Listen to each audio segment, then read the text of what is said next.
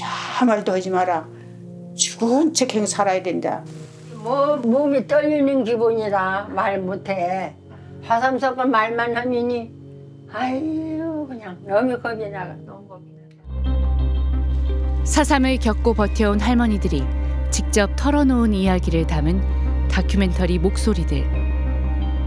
토사니 학살의 생존자는 누군가 그날의 일을 물으면 가슴 속 응어리를 겨우겨우 토해냈습니다. 우리 성도 죽지 않을 건디 죽지 않을 건디 아이고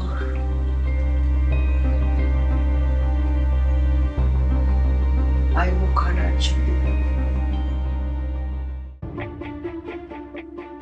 빨갱이라는 혐오와 국가 권력이 결합한 비극이 남긴 상처는 깊고도 길었습니다. 서북청년단에 끌려가 온갖 고문을 당한 정순이 할머니. 이거 있잖아 이거 이리 딱 묶어놔.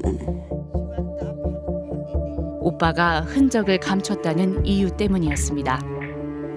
거꾸로 세웠다 다가리 이래 탕탕했다 영일렸다 허당 받치면 그 주전지로 물 고춧가루 가거네 그 째꼴락한 임영험인 게 그래 물이 안 들어가기를 잘 잘라면 영이 딱 무슨 걸로 벌격은에 막 물 들어가면 배가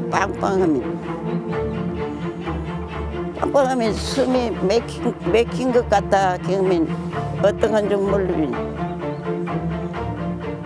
랑 싫어지면 막 바가수로 물라땅 치지만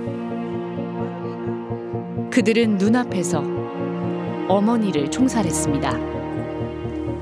눈앞에서 죽이면 똑똑히 보래 잘 보래 놈이 밤에 까딱하면 나 너무 괴로우시겠어요. 밤에 잘 자면 1시간 기간이면 반 시간 뭘 자 그것이 왔다 갔다 잊어보는 걸 못해요. 이들은 강요된 침묵 속에 긴 세월을 버티며 죽지 않고 다시 일어나야 했습니다. 젊은 남성들은 죽거나 형무소로 끌려갔고 무너진 마을을 일으킨 건 여성들이었습니다. 어머니 맨날 나무래 가버리면 어두 껌껌해서 오고 하니까 우리 어머니는 그런 거 잘 냈어요. 밥 깔고 뭐 못하는 것이 없었지. 어머니는 젖이 나오지 않아 아기가 죽자 길가에 아기를 묻고 다시 일을 하러 갔습니다. 눈치가 이상해. 아기도 없어져 버리고 경유는 어디가 양 숨어서 길가 옆에 간 파 묻는 거 봤지.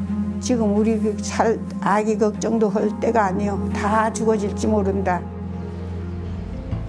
7,500여 명의 4.3 피해자들을 취재했던 기자는 가족의 흔적이라도 찾아보려는 그들의 조용한 몸부림들을 하나하나 기억하고 있습니다.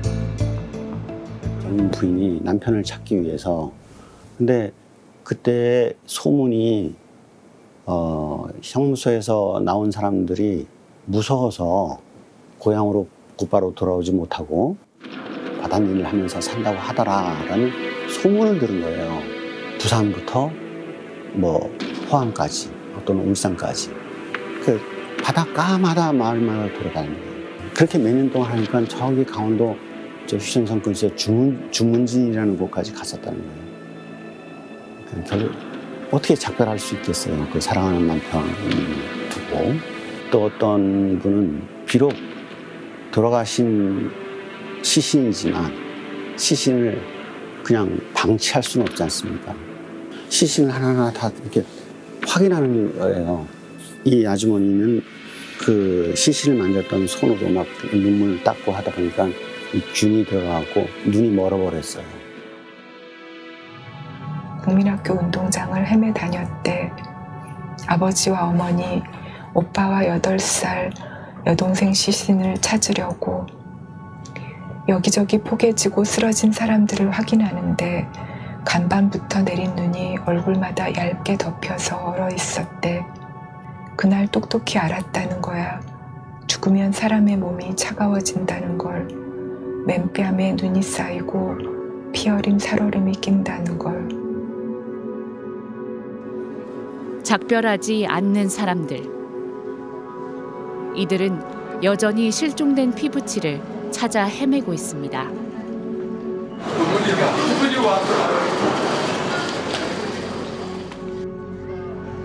어렸던 딸은 고달픈 세월을 다 견디고 나서야 아버지의 뼈 한 줌을 손에 받아들었습니다.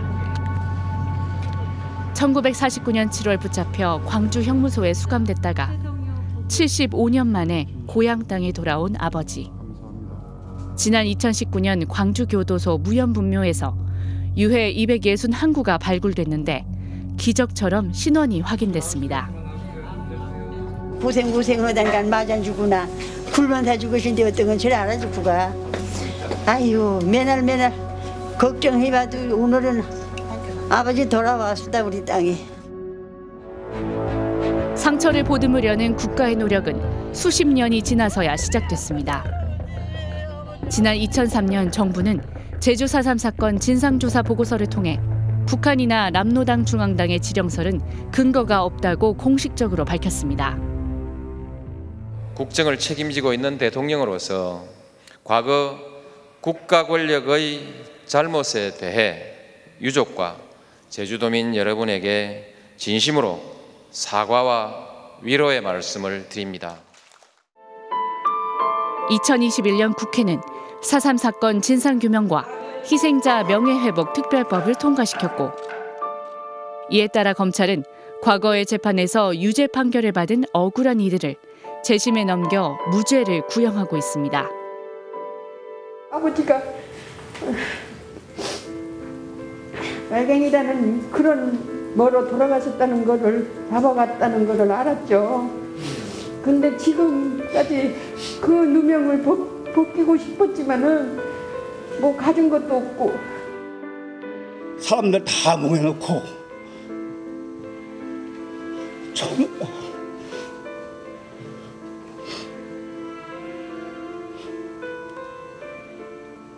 총살을 지려. 그러고 큰아버지, 작은아버지, 아버지는 육지를 나갔어요. 형무소. 그러고 내가 뭐냐고 저 동네 하나는 관저층에 밭을 심어갔어요. 그래서 동네는 뭐 엉망이죠, 엉망. 처음 갔던 곳이 빌레못 굴이었거든요.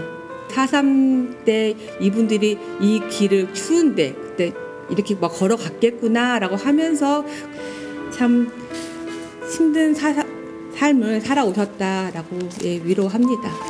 주문. 피고인들은 강무죄.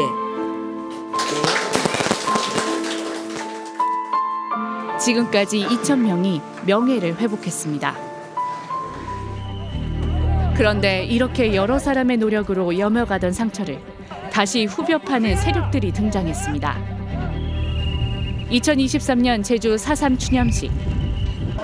시내엔 큰 현수막이 걸렸습니다. 제주 4.3 사건은 김일성과 남로당이 일으킨 공산 폭동이다.